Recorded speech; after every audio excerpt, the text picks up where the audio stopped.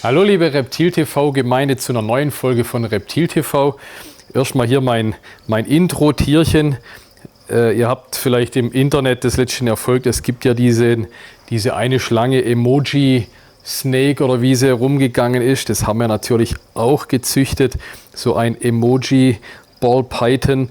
Wenn ihr mal hier schaut, statt einem Smiley haben wir so ein saure Gurkengesicht dahin gezüchtet, ne? Hier Augen und der Mund, so diese Linie.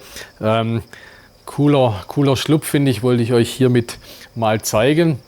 Und es passt auch ganz super zu unserem heutigen Thema, weil das Thema heute ist die Königspythonzucht. Jetzt sind wir gerade mittendrin, die Babys schlüpfen, paar Tiere legen noch Eier, die allerletzten sind sogar noch am Paaren.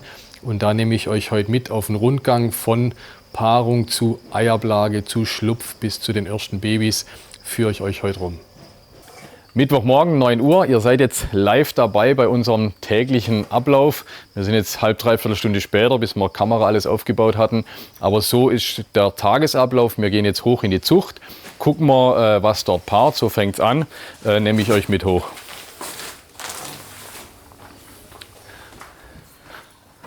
Martha, wir kommen. Martha, guten Morgen. Guten Morgen. So, wir sind jetzt hier in unseren Zuchträumen. Hier meine Kollegin, die Martha, unsere Oberzüchterin hier, hat extra Biologie studiert, dass sie bei M&S Schlangen züchten kann. Wir gucken jetzt, wer paart, ne? Ja. Hast du ja schon nicht geguckt, gell? Nein, noch nicht, ja. Wir haben, also jetzt ist ja Ende der Zuchtsaison, wir haben noch so die letzten Männchen, wo wir noch unbedingt Erfolg haben wollen. Da haben wir noch ein paar Männchen eingesetzt. Also ihr erlebt heute wirklich absolut alles, ne? Vom Paaren bis zum fertigen Baby schon. Das sind so ein paar Wochen im Jahr, wo sich das beides sogar ein wenig überschneidet. Wo müssen wir hin? Wo? Hier bei 13.1 haben wir 13.1. Ja, ja, super. Perfekt. Also hier haben wir können es gerade mal, oder zeigen wir euch mal die Tiere. Das ist unser Sunset-Mann, also mein edelster Mann, mein bester Mann, hier mit einem Ultramehl-Weibchen am Paaren. Also alles nicht gestellt, oder das kann man nicht stellen. Ist natürlich auch super, wenn der jetzt, den wollen wir am Schluss, oder der ist gerade so geschlechtsreif geworden, den wollen wir jetzt am Schluss noch gleich ein wenig einsetzen, in der Hoffnung, dass wir noch ein paar, in dem Fall Doppelhead Sunset Ultramehl bekommen. Hier vorne haben wir unseren Plan. Da haben wir dann notiert, hier haben wir schon 20 mm Follikel bei dem Tier, wo wir per Ultraschall gemessen haben.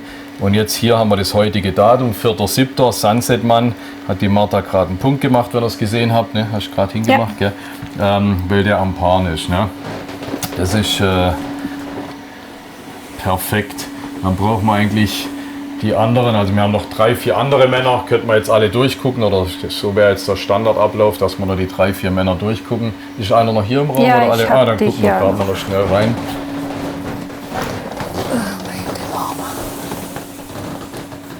Hier ist noch ein Bambu. Ja. Hier steht drauf, welcher Mann der Bambu, und das Weibchen ist ist das Spider einfach? Ne, das ist Woma. Woma, kein Spider, genau. Woma mit Bambu. Haben wir den Mann eingesetzt. Haben jetzt in dem Fall nicht gepaart. Ist mir auch nicht gar so wichtig wie der Sunset. Hauptsache der Sunset paart. Jetzt im zweiten. So ist da der Ablauf. Jetzt hätten wir noch 2, 3 andere Männer. Ich denke, die sparen wir uns. Dann gehen wir jetzt auf Eiersuche, oder? Ja. So, dann gucken die Martha und ich jetzt nach Eiern, nach Gelegen. Ich kann es euch mal kurz zeigen. Wir haben also die Tiere, wir schreiben hin hier fertig. Ne? Martha, mach mal die Hände, dass wir sehen. Wir haben unser Fertigspruch natürlich. Dann wissen wir ja, wann der Eisprung war. Ist das hier notiert, Eisprung? Nee, Nee? ja, war nicht. Schade. Also normal notieren wir Tag vom Eisprung, und dann wissen wir ja circa 30 oder gute 30 Tage nach dem Eisprung legen die Weibchen ab. Wenn das so bis auf ein paar Tage hinkommt, machen wir so einen pinkfarbenen Zettel hier rein. Das heißt, wir gucken jetzt, wo ist pinkfarbener Zettel, ziehen da raus. Okay, natürlich Okay. gleich. Deswegen bin ich der Chef. Weil da, wo ich ziehe, da ist natürlich ein Gelege drin. Nicht geübt, nicht gewusst. Nehmen wir dann, die Weibchen liegen drauf. Ist jetzt gar kein so ein obertolles Gelege. Also wenn er jetzt hier mal schaut, warte mal, lass das mal, machen wir das Ja, weg. machst du nachher rein. Achso, zum die Eier Ja, ja. reinlegen, ja. Kann ich euch gerade mal hier zeigen. Also 1, 2, 3, 4, 5 gute Eier und leider 1, 2, 3, 4, 5 Wachseier. Beziehungsweise sogar. 6, sogar noch eins unten drunter. Ja, schade. Also ist natürlich mit den Wachseiern ist nie das Ziel der Zucht, dass man viele Wachseier hat. Das ist jetzt ein überdurchschnittlich, in Anführungsstrichen, schlechtes Gelege. Normalerweise haben wir gar keine Wachseier oder 1, 2. An was das liegt mit den Wachseiern, also klar, das sind unbefruchtete Eier, an was es liegt, kann ich gar nicht so richtig nachvollziehen. Es gibt so ein paar Indikatoren, zum Beispiel wenn die, wenn die Tiere mit vielleicht gegen Milben oder mit Metronidazol oder irgendwas behandelt wurden während der Trächtigkeit, dadurch kann es vielleicht sein. Oder wenn wir sie zu warm haben, wenn wir ein paar richtig heiße Tage haben, dann müssen wir zum Teil richtig runterkühlen hier. Ich glaube, die heißen Tage machen vielleicht auch die Wachseier, oder Martha? Ja, vielleicht. Vielleicht. Oder ein Mann, der manchmal liegt es vielleicht auch an den Männern, dass die Männer einfach kein gutes Sperma haben. Keine Ahnung, schwer zu sagen. Wer war jetzt hier drauf? Das ist Bongo Head Clown, das ist Bongo Pastell Head Clown Weibchen. Also Pastell Head Clown mit Bongo Head Clown verpaart. Schade, da kommt es natürlich erst recht drauf an, viele Eier zu haben, weil da haben wir ein Viertel Clown und wir hoffen natürlich auf den Bumblebee Clown in dem Fall. Ne? Bongo. Bumble. Bongo Bumblebee Clown wäre natürlich das Optimale, was wir hier rauskriegen könnten. Dann tust du die Eier. Soll ich den Mann oder Weibchen. das Weibchen halten? Den Mann, klar. Wir nehmen dann immer so unsere Moosbox, legen die Eier rein, hier wieder zu. Moosbox kommt später wieder rein. Guck mal, stellen wir es vielleicht her, gucken wir mal noch 2, 3 andere durch. Können wir gemeinsam, du und ich, schauen.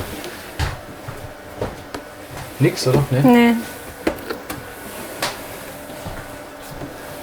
Ist das? Auch, ja. Da ganz unten auch. Nix. Auch nicht. Da haben wir noch eins, da ist auch nichts.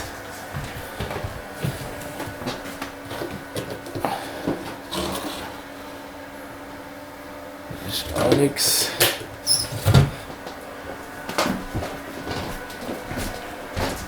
Okay. Also in dem Raum sind wir durch mit Gelege. Jetzt können wir noch in Action gucken.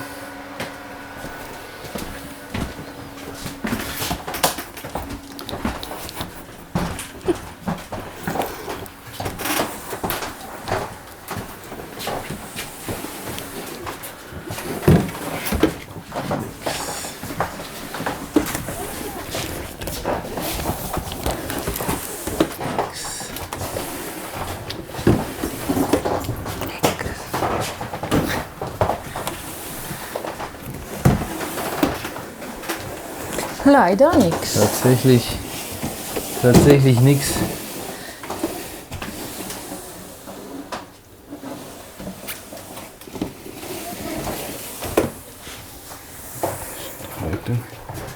Hast du da? Nee, das ist was anderes. Das ist was anderes.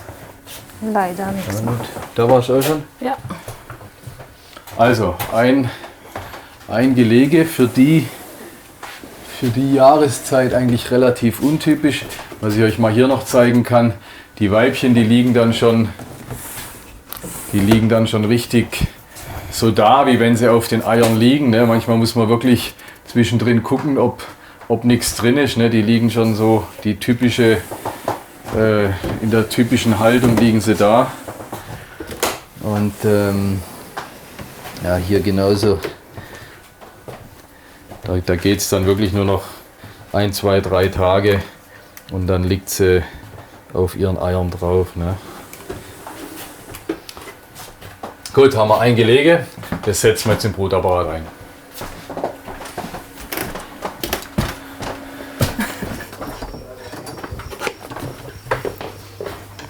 So, jetzt haben wir hier unsere Eier, die wir hier in den Brüter einsetzen. Erstmal müssen wir die ja markieren. Ihr habt ja bestimmt schon gehört, wichtig, dass man die Eier nicht verdreht. Ne? Wo oben ist, muss oben bleiben. Ne? Deswegen machen wir hier ein Kreuzchen am höchsten Punkt.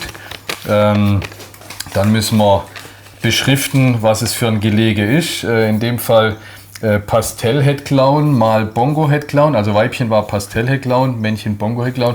Vorher habe ich mich übrigens versprochen. Was haben wir gesagt? Ich habe irgendwas von Bumblebee. Bumblebee Bongo. Bongo das irgendwas erzählt. Also da habe ich natürlich Quatsch erzählt. Also Weibchen Pastell-Headclown, Vater Bongo-Headclown. Also im Idealfall kommt ein Pastell, also Clown, Bongo, Pastell dabei raus. Ja? Clown, Bongo, Pastell ist das, was wir hier züchten wollten. Da schreiben wir die Nummern hier drauf, die 21. Ist aus dem Grund wichtig, ihr seht es gleich, wir haben mehrere Gelege in unserem Brutapparat und wir müssen ja wissen, welches Gelege das ist. Ne? Deswegen mindestens zweimal schreiben wir es drauf, dass wenn jetzt zum Beispiel das Ei auch angeritzt ist an der Stelle, dass wir auf jeden Fall die Zahlen noch lesen können. Dann hast du es, gell? Dann können wir sie hier in den Brüter legen. Hier haben wir schon einen angefangenen Brutapparat. Da ist noch ein bisschen Platz drin in dem, oder? Ja, genau. Können wir es hier reinlegen. Heute machen wir das Ganze zu zweit. Also Martha muss noch die Eier trennen. Also wir gucken, wenn das Gelege, die kleben jetzt schon ein bisschen aneinander, aber in der Regel kann man sie wirklich, wenn man es ein bisschen vorsichtig macht, kann man sie noch so auseinander machen, weil es ist natürlich besser, wenn die Eier schön einzeln sind. Ich glaube, die lassen wir zusammen. Genau. Wenn die Eier schön einzeln sind, dann können wir sie besser im Brutapparat verteilen. Ne? Da hinten seht ihr jetzt andere Gelege. Ne? Hier die 107, hier Nummer 11, ganz hinten die 5-2 und hier jetzt auch 1, 2, 3, 4, 5 Eier, gell, hat man davon. Ja. Okay, machen wir den Brüter wieder zu. Dann müssen wir es beschriften. Wir tun es immer von außen auf dem Brutapparat beschriften. In dem Fall Gelege 182, Datum von heute 5.7. und dann Pastell Headclown mal Bongo Headclown 5 plus 6, also 6 Wachseier hat man, wie gerade schon gesagt. Die Wachseier ist das, was man eigentlich nicht will, aber die man dann auch manchmal hat und in dem Fall leider relativ viele hat. Jetzt haben wir das Gelege eingesetzt. Heute nur 1. Wie gesagt, so um die Jahreszeit haben wir zum Teil mehr. Haben wir manchmal, was war Rekord? 10 Gelege oder sowas? Gell? Ja. Bis also Extremtage, 10, 12 Gelege an einem Tag. Aber heute nur 1, macht auch nichts. Und der nächste Schritt ist, wie gesagt, jetzt sind schon Babys am Schlüpfen. Also hier diese Brüter und hier, da schlüpfen die ersten Babys. Oder nicht die ersten, da schlüpfen, wo sind wir jetzt bei Gelege Nummer 76, ja. Oder? 76. Also das 76. Gelege ist jetzt schon am Schlüpfen. Wie gesagt, das Tolle an der Jahreszeit, dass sich alles ein bisschen überschneidet. Man hat Eier, man hat sogar noch Paarungen und man hat Babys am Schlüpfen. Also da ist volle Action-Jahreszeit bei uns. Jetzt sind wir hier an den Brutapparaten, zum die frischen Babys rausholen. Das ist auch so das tägliche Prozedere. Ich habe die schöne Aufgabe, ich hole die Babys raus. Gebe ich dann an die Martha, hoppla, da hängt ja einer oben dran. Und wichtig ist dann, dass wir mehr oder weniger gucken, aus welchem Gelege das Tier kommt. Hier wird es schon cooler. Hier haben wir, pass auf, dann nehme ich gleich mal hier den aus meiner Sicht schönsten raus. Hier haben wir ein Gelege, das ist hier die 36-2 Highway mal Highway Pastell. Das ist, das muss ein Super Gravel sein. Interessanterweise ist der, also von der Farbe muss es ein Super Gravel sein, gell? Ja. Wobei er ja echt voll die Striche drauf hat, ne? Also der Super Gravel ist eigentlich mehr gebändert wie gestrichelt. Das ist jetzt wegen Überrascht mich sogar gleich wenig, aber es kann definitiv kein Highway sein, dazu ist er zu dunkel. Und dann kann man auch gleich nach den Geschlechtern gucken, das hier ist ein Weibchen, also Super Krabbel Weibchen. Aber eben komisch, dass er so Längsstriche hat, gell?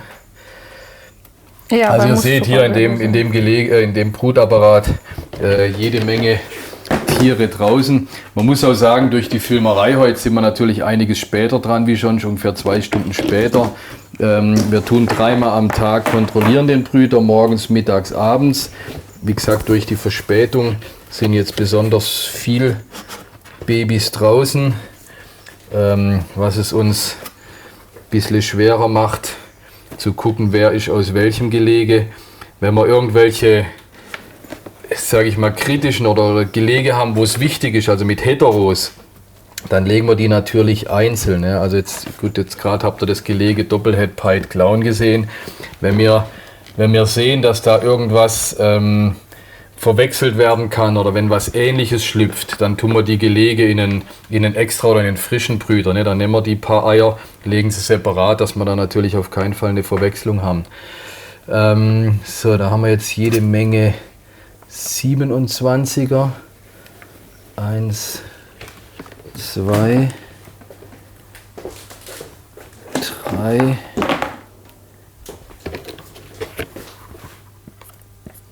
3 mal 27, das ist Aneri mal Sini Aneri. Aneri, das ist so eine, haben wir mal aus den USA bekommen sogar. Das ist so eine Art Granitlinie. Macht sehr dunkle Cinnamons. Ne? Also die Aneri Cinnamons sind, ja, da sieht man super. Ne? Das ist ein richtig schönes Tier. Und der gehört sicherlich auch, da ist das Cinnamon, ne, das gehört ins Bongo. Ah, Ja, das gehört zum Bongo. Das gehört ist zum Bongo. Die zwei. Also das hier ist die, ne, der gehört. Ist das nicht Bongo? Ne, das ist das Sini, oder ist das Bongo? Mojave mal, ne, das gehört auch hier dazu. Ja, das ist der aus dem Cinnamon-Gelege. Okay. Also 3-mal schöne Cinnamons. Und dann haben wir hier die 30. 1x30. Bloß einmal, so wie es aussieht. Ne, 30 haben wir gar nicht. Ah, das ist 36. Ja. 36. Über Highway mal Highway Pastell. Ah, den hatten wir gerade schon. Das war unser Super Krabbel. Da, wenn wir hier mal kurz hingucken, da guckt auch ein Köpfchen raus, also da sieht man es schon, das muss auch Super Krabbel oder Highway sein, allerdings mit Pastell mit dabei. Ne? Also das wird was, wo man uns heute Abend drauf freuen kann, das sieht richtig gut aus. Dann sind wir mit denen durch, dann habe ich hier 1E, 4 Stück mit 1E, das ist unser So-Called Mojave mal Bongo Head Clown.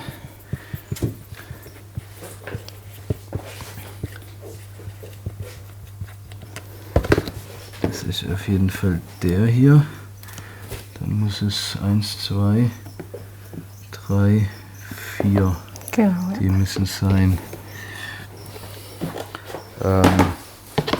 Also am Anfang tun wir es erstmal nach Gelege sortieren. Die Martha darf nachher die noch untereinander sortieren.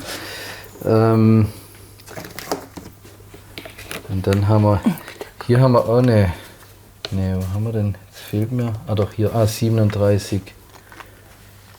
Jetzt haben wir noch 2 mal 37, 1 Super Pastell mal Possible Super Circle.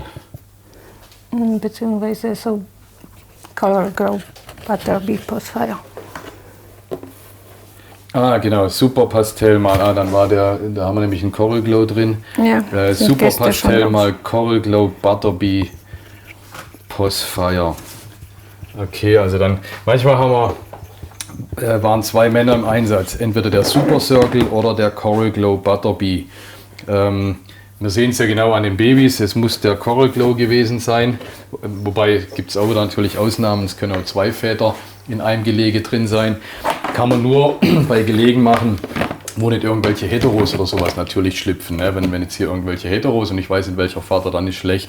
Wenn es jetzt so wie in dem Fall dann an den Babys, entweder war es der Super Circle oder der Coral Glow, dann ist ja relativ leicht zu sehen und dann hat man auch kein Risiko, dass irgendwas verwechselt wird. Wie gesagt, Verwechslung muss man definitiv ausschließen, weil sonst hat man ein Problem. Jetzt hier wird es auch recht hübsch. Da haben wir was mit GHI. 2. Das hier nehmen wir, der ist zwar noch mit dem Schwänzchen im Ei, dann tun wir samt Ei rein, dass er in Ruhe schlüpfen kann. Aber können wir schon mal rausnehmen, weil der schon so weit draußen ist, dass er einfach in einer halben Stunde ganz draußen ist. Da haben wir jetzt 118, 3, beziehungsweise der, wo noch mit drin ist, ist auch 118. Gell? Also haben wir 4 mal die 118. Champagne Lesser mal GHI in dem Fall. GHI Pastell. Champagne Lesser mal GHI 1, 2, 3 und wahrscheinlich der noch 4. Und das hier ist der einzige nicht aus dem Gelege.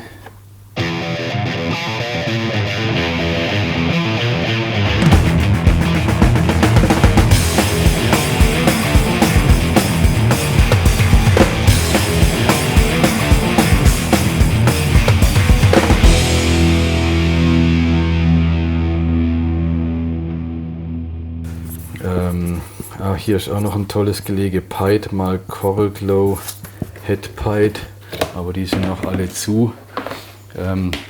Guckt euch mal noch die Eier an, das ist auch noch eine interessante Sache. Das ist der 14.3 Head Lavender mit Lavender. Die sind zur Hälfte, also man sagt ein wenig Teardrop-Eier, also die sehen ja recht vergammelt aus zur Hälfte, aber da schlüpfen absolut tadellose Jungen heraus, weil eben der gute Teil vom Ei, der überwiegt, und das hier nebendran, wenn so wie so wachsig ist oder sowas, spielt gar keine Rolle, schlüpfen trotzdem tipptopp Babys raus. So, jetzt gucken wir noch kurz in die 2 da oben. Was hier auch noch? Da hat man noch. Hier haben wir die getrennt. Da haben wir. Also hier haben wir das, was ich vorher gesagt habe. Wenn wir irgendwelche Gelege haben, die wir wo wir Angst haben, dass man was vermischen kann. Das war was mit Hetero-Clown. Die müssen wir dann separat legen, dass da bei den Heteros keine Verwechslung passiert. Ne? Da legen wir die in einen Extrabrüter, machen hier so Zettel oben drauf. Und hier haben wir einen super schönen Clown Bumblebee, ist hier geschlüpft. Ne? Also so eins von den eher Sensationsbabys sozusagen. Guck mal auch gleich, Männlein, Weiblein. Männchen in dem Fall. Ich bringe den ersten Stapel runter zur Ludmilla. Martha, du tust noch schön beschriften, machst alles soweit fertig. Das ist das Gute, wenn man Chef ist, dann kann man sagen, ja, ich trage schon mal ein wenig spazieren, arbeite du mal weiter. Also die Martha lassen wir hier weiterarbeiten. Ich bringe die weg und dann zeige ich euch noch ein paar Highlight-Tiere von diesem Jahr.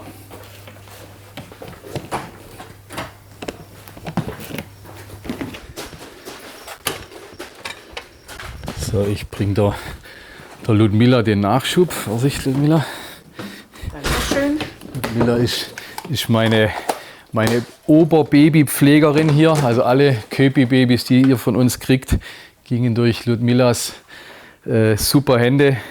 Sie bringt alle kleinen Babys doch, wie soll man sagen, tut sie anfüttern, pflegt sie. Alles, was hier rausgeht an Königspythons, geht für einige Wochen, Monate an der Ludmilla vorbei. Die neuen Babys. Und jetzt zeige ich euch noch ein paar Highlights, was schon alles geschlüpft ist. Hier die Reihe, was ihr hier seht, sind die, wo dieses Jahr schon geschlüpft sind oder ein Teil davon. Gleich mal oder an der passenden Stelle Gibt natürlich wieder Leute, die sich wahnsinnig über unsere Boxen aufregen. Das ist unser Kompromiss zwischen Terrarium und Reck. Also wir verwenden keine Recks, wie ihr seht, sondern wir verwenden diese Boxen. Ich denke, ob das Ding aus Plastik ist oder aus Glas, ist letztendlich genau gleich. Für uns ist halt perfekt von der Hygiene her. Wir setzen jedes Tier natürlich einzeln. Es hat da sein Versteck, sein Wasser. Wie gesagt, ist für sich allein. Wir können es schön beschriften. Wir können die Fütterungen beschriften, optimal. Und wir können die Boxen auswechseln, desinfizieren. So haben wir eine absolut hygienische Haltung und die Boxen sind dann für die ersten 2, 3, 4 Monate, bis die Tiere zu groß werden für diese Behälter und dann kommen sie in entsprechend größere Behälter oder sind verkauft. So finden wir das für uns optimal. Wie gesagt, ich weiß, dass da Kritiker dafür gibt. Soll es jeder machen, wie er denkt oder jeder besser machen. Aber jetzt zu dem, was ich euch zeigen wollte, ein paar Highlights von diesem Jahr. Fangen wir hier gleich mal an. Das ist ein Piebald Coral Glow oder Piebald Banana. Auch nichts ganz Neues mehr, wurde schon die letzten 1, 2 Jahre gezüchtet. Aber für uns dieses Jahr das erste Mal, dass wir die züchten. Also letztes Jahr hatten wir nur Banana Hetero Piebald und dieses Jahr haben wir die ersten Piebald Bananas. Ja, also für mich tolle, absolut tolle, interessante Farben. Dann, was habe ich euch noch? Drunter ist nochmal ein Coral Glow Piebald. Der wird eigentlich so sein wie der jetzt hier. Ja, genau. Der ist, also die gefallen mir so gut. Da muss ich euch gleich zweimal zeigen. Also was ich auch toll finde, oder interessanterweise sind die, zumindest bei uns, oder ich habe es auch bei anderen gesehen, immer recht low-white, was aber gar nichts macht, beziehungsweise was ja sogar toll ist, dass die low-white sind, weil ja auch gerade diese Zeichnung bei denen so ausgefallen ist. Ne? Also ein Coral Glow Piebald hatte ich mir ehrlich gesagt anders vorgestellt. Man denkt halt einfach, ja, normaler Coral Glow mit weißen Stellen, aber die Coral Glow Piebald verändern auch völlig ihre Zeichnung und ihre Farben. Also für mich wirklich eine der schönsten Farben im Moment. Also jetzt, was natürlich auch nicht fehlen darf. Ihr wisst, ich als alter Highway bzw. Gravel-Fan, was wir dieses Jahr das erste Mal haben, ist der Super Gravel Pastell. Ne? Also Super Gravel zeige ich euch auch gleich mal noch. Und das Ganze als Pastell sieht dann so aus. Ihr merkt schon, ich stehe völlig auf diese Neonfarben, weiß mit Neongelb und so weiter. Ist für mich somit das Schönste, was es an Farbmutationen gibt. Was haben wir hier noch? Achso, den Super Gravel wollte ich euch mal zeigen. Wie gesagt, das war jetzt gerade Super Gravel Pastell. Und das Ganze ohne Pastell, einfach nur als Super Gravel. Ebenfalls wunderschön. Allerdings nicht ganz so, oder natürlich mit weniger Weiß, weil der Pastell macht ja das viele Weiß. Das ist ein Super Gravel hier. Kurz mal schön stillhalten bitte. Ja, Super Gravel aus Gravel Verpaarung, Gravel Spectre mit Gravel Pastell war die Verpaarung. Da kam der raus. Was zeige ich euch noch? Achso, was nicht ganz so spektakulär ist, aber was die letzten Jahre wenig gezüchtet wurde, was wir jetzt dieses Jahr einige Gelege hatten, sind die Saharas. Sahara kommt ja aus Afrika. Der Noah hat ja die Saharas aufgebracht.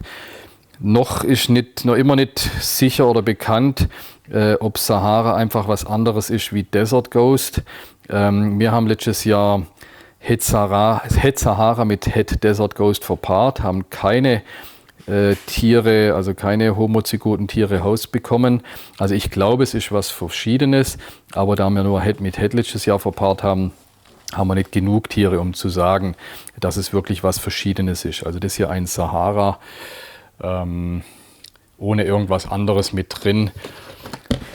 Da denke ich, wird die nächsten Jahre noch einige Kombos kommen mit Sahara. Ne? Ach so, und was dies Jahr auch eine obercoole Sache war, man sieht es schon fast, wenn man hier so ins Döschen guckt. Wir haben einen Albino Piebald Spider gezüchtet. Ne? Albino Piebald kennt ihr ja, aber das Ganze noch als Spider. Also der hat nur, wir müssen hier die ein bisschen drehen, der hat nur am Kopf den gelben Fleck. Also fast wie so ein, ich glaube, ich habe den Vergleich schon ein paar Mal gebraucht, wie so ein Koi-Karpfen, ne? Weißer Koi mit gelbem Fleck am Kopf. Gefällt mir auch super gut. Ne? Albino Piebald Spider. Ich könnte jetzt hier bestimmt noch mindestens eine Stunde lang euch weiter tolle Sachen zeigen. Wir haben schöne Sachen gezüchtet, beziehungsweise ich kann mich leider, was heißt leider, ich kann mich an den meisten Königspütern, ist egal, und wenn es ein Piebald ist oder was auch immer, kann ich mich stundenlang erfreuen. Aber dann wird es zu lang, also jetzt hier nur mal ein paar Highlights. Das Tolle ist, heute kann ich auch die Sendung mit Check My Balls beenden, weil wir sind jetzt damit durch. Das war jetzt mein Rundgang mit euch durch die 2017er Königspythonzucht mit Schlupf, mit Eier, mit allem drum und dran. Wollten wir euch mal zeigen. Wie immer zum Schluss auch der Verweis auf gute Literatur. Das Python Regius gibt es im Moment leider nur auf Englisch. Deutsche Auflage wird gemacht, kommt zum Jahresende. Da bitte ich euch oder rufe ich auf zu eurer Mithilfe, wenn ihr neue Morphen, neue Kombos habt, schöne Fotos davon, mailt die mir bitte zu. Wir versuchen, die ins neue Buch reinzumachen, dass der Verlag die hoppla umsetzt. Schickt die mir per Mail. Dann, das Buch fällt mir fast drauf, hier auf mein Handy noch der Hinweis auf unsere neue M&S Reptilien App. Gibt es jetzt wieder eine neue schicke App, ladet euch die bitte im App Store runter. Dann habt ihr M&S Reptilien bei euch auf dem Handy. Als Dankeschön könnt ihr euch bei einer Bestellung unter Gratisgeschenke, gibt es unter anderem solche Sportbeutel hier mit Vorsicht lebende Schlange, oder es gibt Tassen, diverse Bücher, gibt es wie gesagt so diverse Gratisgeschenke, die ihr bei einer Bestellung mit anklicken könnt. Also ganz neu diese Sportbeutel.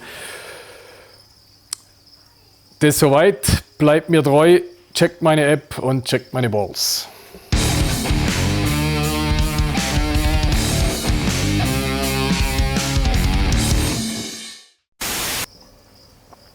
Hallo liebe Reptilien. Fang mal an ohne. Ja, ich komme jetzt dann langsam rein. Also ich komme jetzt dann langsam. Genau, mach was ich sag, dann machst du alles. Also ausnahmsweise. Ausnahmsweise, ja, das muss man sagen.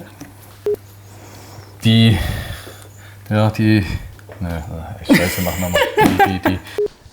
Ich muss jetzt mal noch kurz die Ludmilla von vorne filmen. Die hat man ja immer nur so von hinten oder von der Seite gesehen. Und eigentlich mag sie nicht so gern gefilmt werden, aber man muss ja wenigstens richtig sehen. Deswegen gehe ich jetzt mal geschwind mit euch die Ludmilla richtig zeigen. Da schleicht sie schon. Muss mal gucken, dass wir sie erwischen.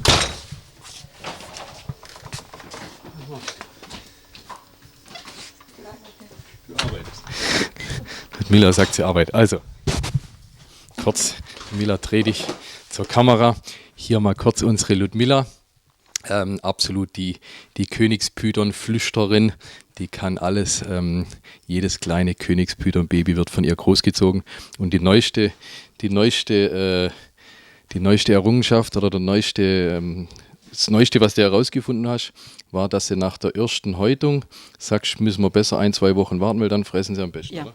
Das würde ich machen, auf jeden Fall, weil die Tiere fressen nach 10 Tagen ganz, ganz schlecht, und wenn wir ein bisschen mehr Zeit geben, dann gehen sie besser ans Futter an. Also erste Haut und dann Ja. 10 Tage warten, 10 14 warten, Tage. ungefähr. Genau, das hat man nämlich gestern am Kaffee besprochen. Also so verbessern wir uns immer.